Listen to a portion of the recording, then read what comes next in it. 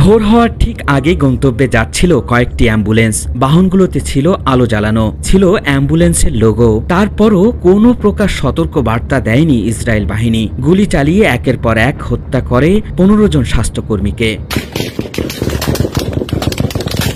ঘটনাটি গত 23শে মার্চের ফিলিস্তিনের দক্ষিণ গাজার। স্পষ্টভাবে জ্বলছিল গাড়িগুলোর জরুরি আলো। ভিডিওটি এক চিকিৎসকের মোবাইল ফোনে ধারণ করা, যা জাতিসংঘের এক কূটনীতিকের মাধ্যমে হাতে আসে এবং প্রচার করে নিউ ইয়র্ক টাইমস।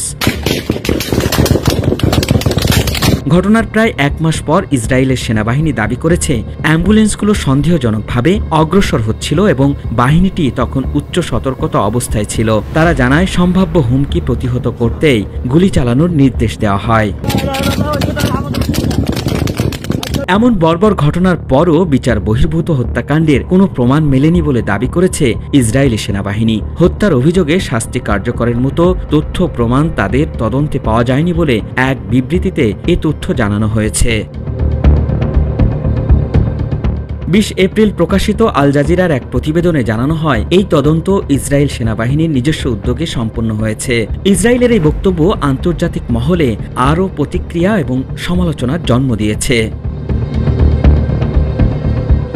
তদন্ত প্রতিবেদনে বলা হয়, এই ধরনের অভিযোগ ইসরায়েলি সেনাদের বিরুদ্ধে রক্তপাতের অপবাদ ও মিথ্যা প্রচারণা। তবে মানবাধিকার সংস্থাগুলোর মতে হত্যাকাণ্ডের সময় ঘটনাস্থলে একটি অ্যাম্বুলেন্স, ফায়ার সার্ভিসের ট্রাক এবং জাতিসংঘের পতাকা লাগানো একটি গাড়ি স্পষ্টভাবে চিহ্নিত ছিল। অভিযানে পেশাগত ব্যর্থতা, আদেশ লঙ্ঘন এবং রিপোর্টিংয়ে অস্পষ্টতা চিহ্নিত করা হয়েছে বলে স্বীকার করেছে ইসরায়েলি বাহিনী। ফলে গোলানি রিকনাইসেন্স ব্যাটালিয়নের ডেপুটি কমান্ডারকে বরখাস্ত এবং 14তম ব্রিগেডের কমান্ডারকে তিরস্কারের সিদ্ধান্ত নেওয়া হয়েছে।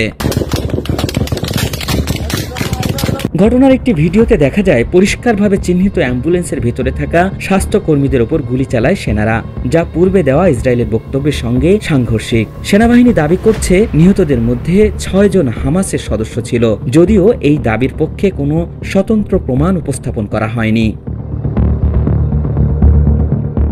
ভিডিও ও স্যাটেলাইট চিত্র বিশ্লেষণে উঠে আসে, গুলি বর্ষণের পর ইসরায়েলি বাহিনী বুলডোজার দিয়ে লাশ ও গাড়িগুলো মাটি চাপা দেয়। জাতিসংঘের কর্মকর্তারা জানান, গণকবর থেকে 15 স্বাস্থ্যকর্মীর লাশ উদ্ধার করা হয়। ফিলিস্তিনি রেড ক্রিসেন্টের প্রধান জানান, ইসরায়েল 8 দিন ধরে মৃতদের অবস্থান গোপন রেখেছিল। তিনি এটাকে যুদ্ধাপরাধ ও আন্তর্জাতিক মানবাধিকার লঙ্ঘন বলে আখ্যা দেন।